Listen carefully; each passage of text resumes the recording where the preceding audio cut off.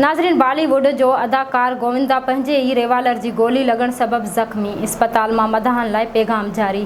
भारतीय मीडिया जी रिपोर्टनि मूजिबि अदाकार गोविंदा पंहिंजे रहाइशगाह ते गोली लॻण वक़्तु अकेलो हो। गोविंदा पंहिंजे ई रिवालर मां हादसाती तौर ते गोली हलण सबबि ज़ख़्मी थियो।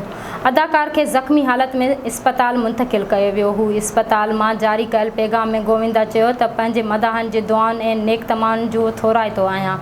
चाहींदड़ ऐं वालिदेन जे दुआउनि मूंखे बचाए वरितो आहे। हिन चयो त मूंखे गोली लॻी हुई पर हाणे उन्ही खे कढियो वियो आहे। मां डॉक्टरनि जो बि थोरो अदा करियां थो। गोविंदा खे गोली लॻण जो वाक़ियो अङारे जी सुबुह 4:45 वॻे पेश आयो। गोविंदा जे मैनेजर शशि सना सहाफ़ियुनि खे ॿुधायो त कलकत्ता में हिकु शो हो ऐं सुबुह 6 वॻे जी फ्लाइट हुई।